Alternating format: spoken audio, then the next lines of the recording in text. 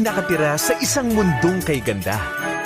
Pagmasdan mo ang mga kamangha-manghang bagay sa iyong paligid. Ating balikan ang pasimula at tingnan kung ano ang sinasabi ng Biblia sa atin kung paano ang lahat ay nagsimula. Sa simula, ginawa ng Diyos ang langit at lupa.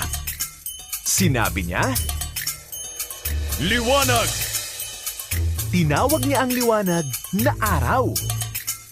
At ang kadiliman naman ay tinawag niyang gabi. Unang araw, tapos na! Pagkatapos ay ginawa ng Diyos ang kalawakan upang paghiwalayin ang tubig sa itaas at tubig sa ibaba. Tinawag niya ang kalawakan na langit. Pinagsama-sama ng Diyos ang mga tubig at lumitaw ang tuyong lupa.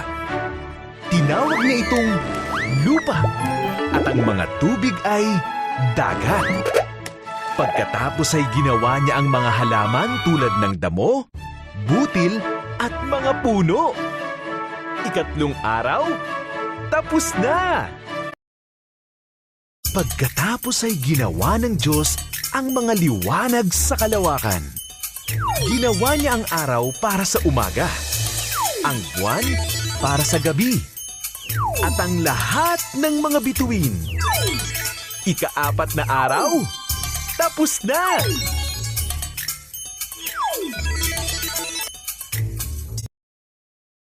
Ginawa ng Diyos ang mga isda na lumalangoy sa mga tubig at ang mga ibon na lumilipad sa kalangitan.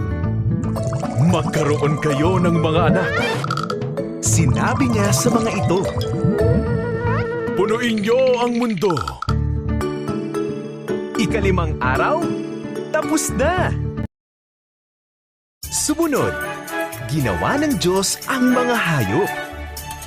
Nilikha niya ang mga hayop sa bukirin, mga mapapangis na hayop, at mga hayop na gumagapang sa lupa. May isang bagay pang dapat gawin, ang pinaka-espesyal sa lahat. Sabi ng Diyos.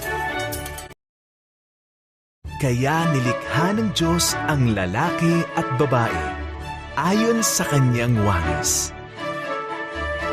Magpakarami kayo, wika niya. Pamahalaan ninyo ang buong mundo.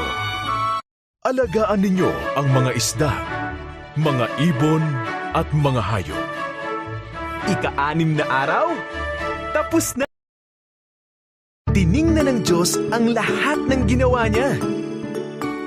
Napakaganda ng lahat ng ito, sabi niya.